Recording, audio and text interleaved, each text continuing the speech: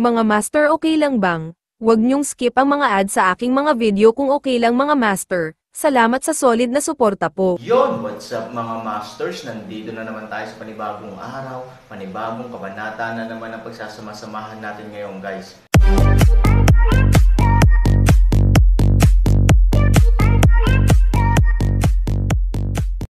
Bali mga masters, kung bago ka pa lang po sa aking YouTube channel, please click the subscribe button, lalong-lalo na po yung notification bell, guys, para maging connected pa rin tayo sa isa't isa at maging updated kayo sa mga susunod ko pang video.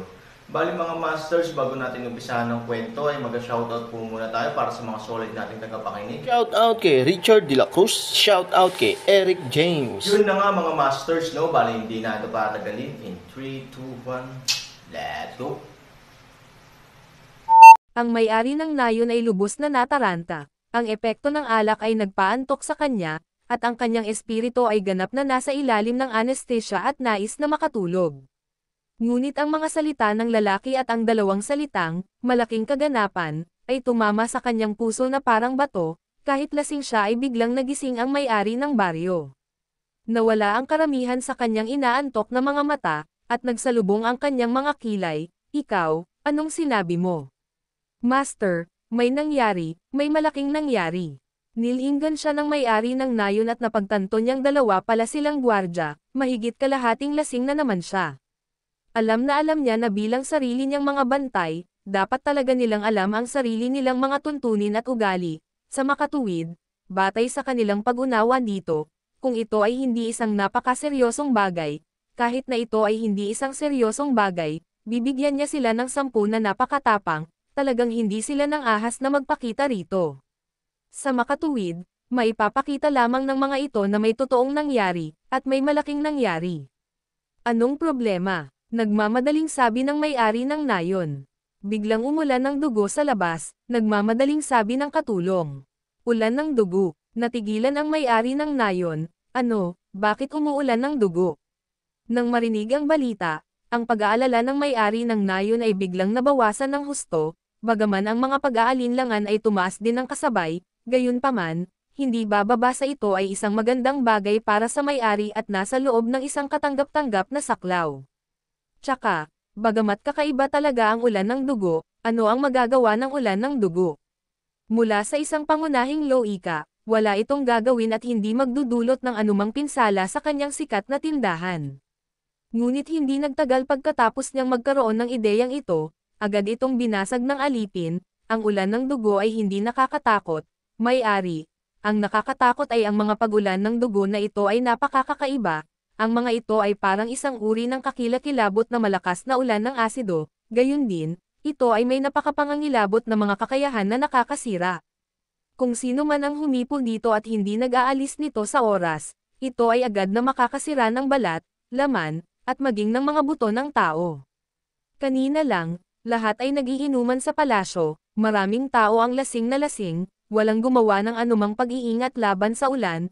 Sa makatwid, pagkatapos bumuhos ang ulan ng dugo, maraming tao ang nabahira ng dugong ulan na ito, bigla na lang. Panipi, anong nangyari bigla? Ganap na nagpanik ang may-ari ng nayon, hindi niya pinangarap na uunlad ang mga bagay hanggang sa puntong ito. There were countless casualties, ang balat ng maraming tao ay diretso sa ulan, at maging ang kanilang mga laman ay natutunaw. Sa huli, isang tumpok na buto na lang ang natitira. Ano? Pagkarinig nito ay muntik ng matamba ang may-ari sa kama. Ulan na lang, bakit ganito ang ulan? Not to mention the weirdness, but he also directly caused uncountable casualties to his subordinate. Hey Feng at Bai, puntahan nila ako, malamig na sigaw ng may-ari ng nayon. Bumalik sa may-ari ng nayon, pagkatapos ng insidente, ang sugo ng itim na hangin at ang sugo na nakasuot ng puti ay agad na nag-organisa ng mga tauhan upang iligtas ang mga may mababang antas ng paglilinang. Ngayon, ang lahat ng mga taong may mataas na antas ng pagtatanim sa nayon ay nakikilahok. Pagkarinig nito ay tuluyang napahinga ng husto ang may-ari ng nayon sa kanyang kaba. Buti na lang at may dalawa siyang tapat at maaasahang subordinate, kung hindi, saglit lang talaga siyang hindi alam ang gagawin. Since nag-aayos na sila, buti na lang, pagkasabi nito, tumayo ang may-ari, naglakad papunta sa bintana pagkaraan ng ilang hakbang. at binuksan ang bintana. Sigurado, sa sandaling bumukas ang bintana, kitang-kita na ang pulang dugong ambon sa labas. Bahagyang sumimangot ang may-ari ng nayon, may balita ba mula sa defensive array? Ibinaba ng gwardya ang kanyang ulo at sinabing, kanina lang ako pumunta dito at sinabi na ang defensive formation ay karaniwang hindi apektado at lahat ay normal. Dahil ito ay normal, paano natin ipapaliwanag ang nakaraang ordinaryong ulan, hindi banggitin ang kasalukuyang pag-ulan ng dugo? Tanong ng may-ari ng nayon. Hindi nila alam ito, pagdating nila para mag-report kanina, medyo natulala din daw ang ulan. Maingat nilang sinuri ang malalaki at maliliit na array sa mga sikat na tindahan, pero lahat sila ay gumagana ng normal at walang problema. Dahil normal na ang bagay na ito, nakita ko ang may-ari ng baryo na nagpapahinga at hindi agad nagsumbong. Walang intensyon ang may-ari ng nayon na panagutin ang taong nahuling ulat, total totoo naman ang sinabi ng guard niya. Sa pangkalahatan, walang apurahang ulat sa sitwasyong ito. It's strange, since walang problema sa mga defensive formations na ito, saan nanggagaling ang ulan? Tsaka, ulan pa rin ba ng dugo ang makakasira ng mga tao? Pagtataka ng may-ari ng nayon. Master, could it be? Lumingon ang may-ari ng baryo, ngunit hindi na nang ahas na magsabi pa si Kono. Just tell me what you have to say, and don't play charades with me. Hindi rin ako mahilig manghula. Oo. Tumanggaw si Kono at sinabing, kung maalis ang lahat ng posibilidad, si Han Sanchen na lang at ang halimaw ang matitira, iniisip ko, posible bang dahil sa kanila? Dahil sa kanila, tanong ng may-ari ng nayon. Si Han Sanchen mismo ay may malademonyong kalikasan.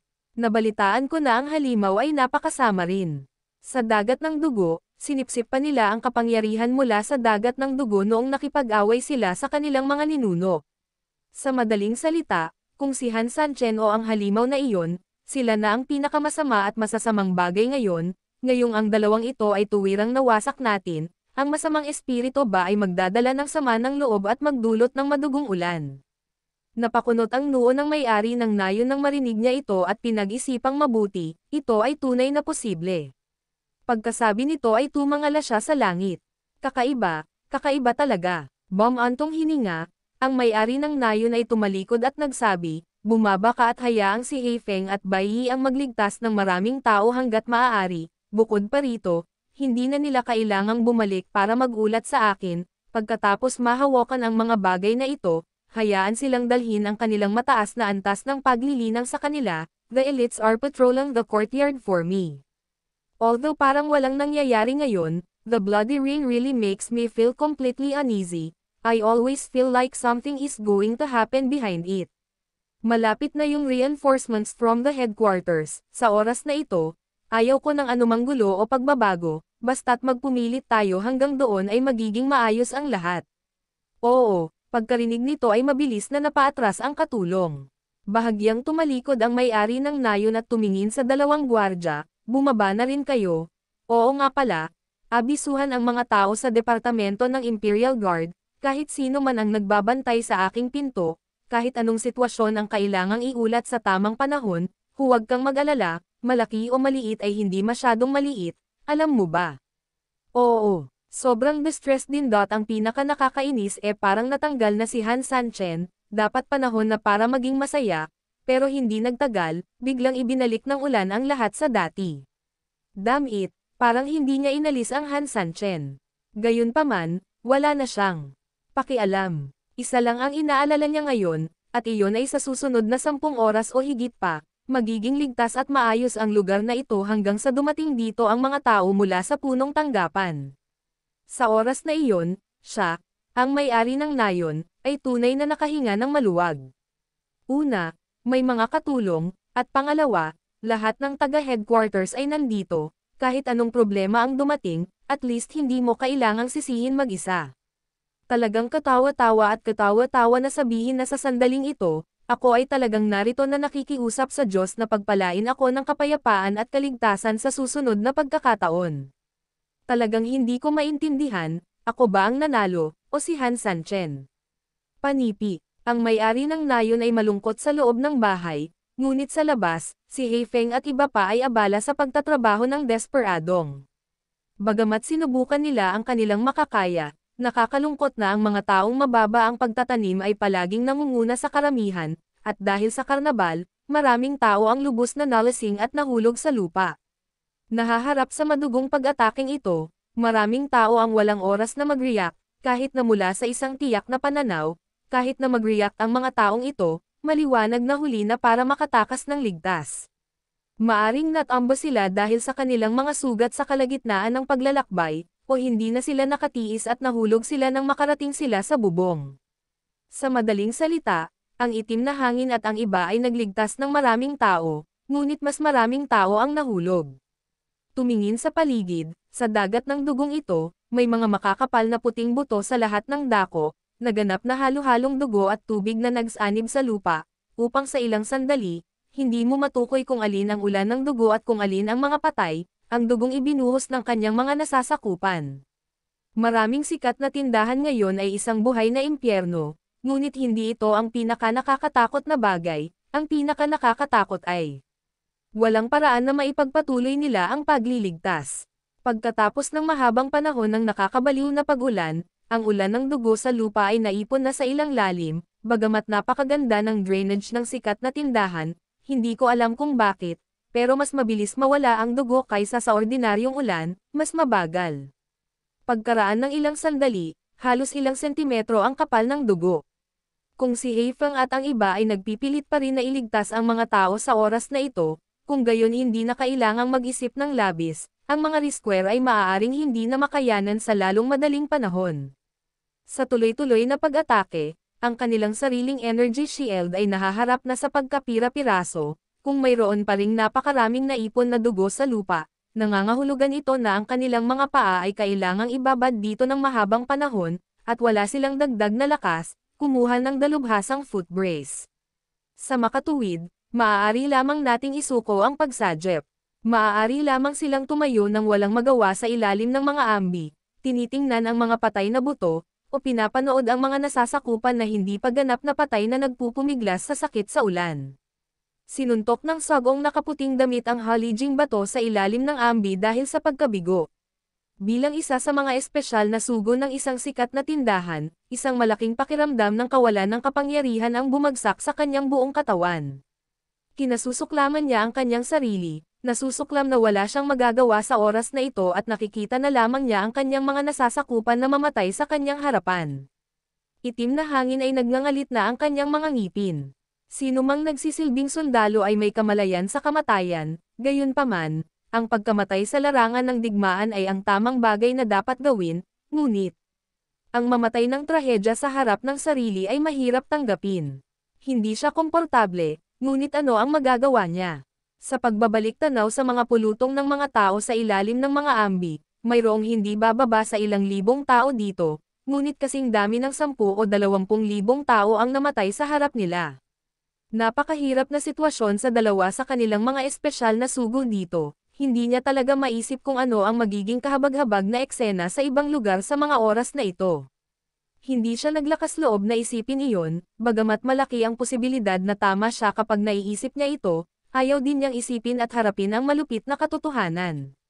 What the hell is going on? Meron bang tao? May makakapagsabi ba sakin? Galit na umuungal ang itim na hangin. Hindi ko alam kung kanino siya sinisigawan, o kung kanino siya nagagalit. Makalipas ang ilang minuto, unti-unting hamupa ang galit.